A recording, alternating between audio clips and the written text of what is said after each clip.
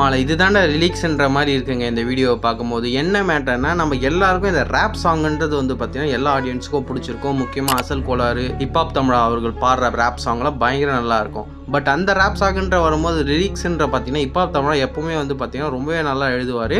அதே மாதிரி தான் அசல் கோளாறு அவரோட வார்த்தைகள் புரியலனால ஏதோ ஒன்று சொல்ல வர மாதிரி இருக்கும். பட் அவங்க 2 பேரையும் சேர்த்து வச்ச மாதிரி இவர் வந்து பார்த்தீங்கன்னா பாடியிருக்காரு.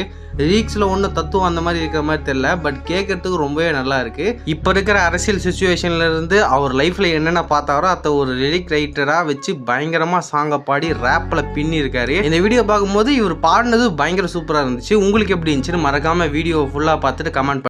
அரையாண்டு பரிச்சை முடிச்சுட்டு லீவ் விட்டாங்க 10 நாள்.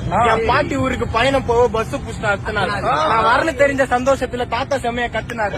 முத்தி போய் சரக்கு நினைச்சு எத்து குஷ்டா மெத்தனாரு. காஜா பீடிய காஜா இழுத்து ரவுண்டா விடுவோம் புகைய. பிறந்த பொட்ட பிள்ளைக்கு 100 பவுன் சேர்த்து வச்சான் நகைய. பாத ரேகா அழிய சைக்கிள் மிதிச்சு வித்து வந்தார் மீன். நான் லிரிக் எழுதி பாடுறதே என் தாத்தாவோட ஜீனு.